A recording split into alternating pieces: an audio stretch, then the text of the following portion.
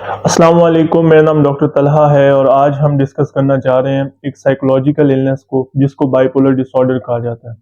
इस डिजीज़ को स्टार्ट करने से पहले मैं आपको तमहीदी तौर पे एक बात बता दूं कि हमारी जो साइकोलॉजिकली लोग जो बहुत ज़्यादा हसास और इंटेलिजेंट लोग होते हैं ना, तो उनकी लाइफ में कभी-कभी 2 साइकिल्स आते रहते हैं, जिसमें कभी-कभी उनका मूड बहुत ज़्यादा हाई होता है, बहुत ज़्यादा एनर्जी होती है, they are feeling very much enthusiastic और बहुत कुछ करने को दिल कर रहा होता है।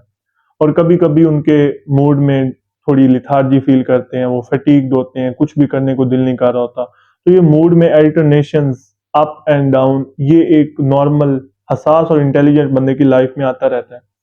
जब ये अल्टरेशंस जब ये साइकिल्स अप्स एंड डाउन के एक हद से ज्यादा हो जाते हैं तो उसे हम बाइपोलर डिसऑर्डर या मैनिक डिप्रेशन भी कहते हैं।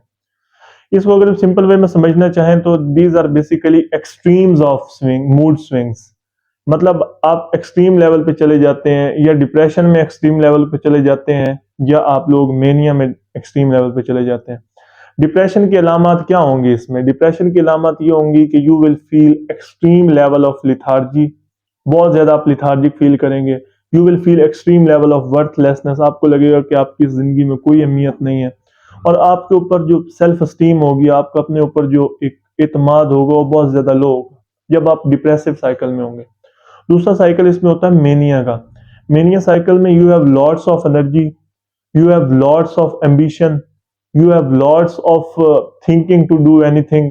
आपके अंदर बहुत ज्यादा एनर्जी आ जाती है, आप बहुत ज्यादा खुश होते हैं, उसमें बहुत ज्यादा आप हैप्पी फील कर रहे होते हैं और आप सोच रहे होते हैं कि यार मैं ये भी कर सकता हूँ, ये भी कर सकता हूँ। और आप में जैसे आप डिप्रेशन में थे ना, जब आपको लग रहा था कि आप बिल्कुल वर्थलेसनेस है, आपकी कोई अहमियत नहीं है, तो मेनिया में जब आप आते हैं तो आपको अपनी लाइफ के पॉजिटिव पहलू नजर आते हैं कि यार मैंने लाइफ में ये भी तो किया है, इस लेवल पे भी तो मुझे अल्लाह ने हेल्प आउट किया है, तो इंशाल्लाह मैं इससे भी निकल आऊंगा। तो ये मेनिया का फेज होता है जिसमें आप बहुत ज्यादा इंथुजियास्टिक होते हैं।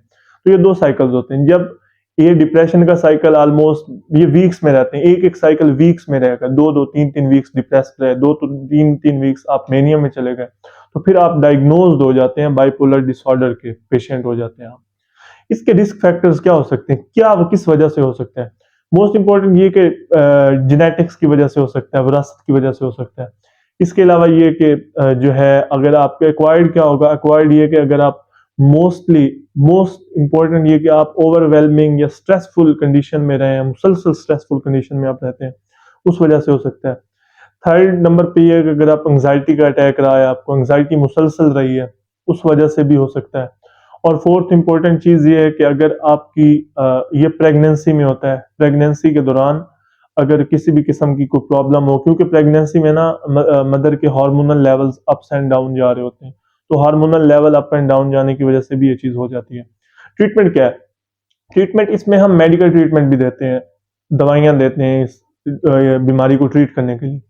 लेकिन इसके अलावा इसमें जो होती है मोस्ट इंपॉर्टेंट वो स्पीच थेरेपी होती है, क्योंकि कोई भी साइकोलॉजिकल इलनेस है ना, उसमें स्पीच थेरेपी बहुत जरूरी है। साइकोथेरेपी भी कहा जाता है, जिसमें बीइंग डॉक्टर हम पेशेंट्स को अपने पास बुलाते हैं और उनसे डिस्कस करते हैं चीजें कि आप क्या फील कर रहे हैं, क्या मसला है आपको।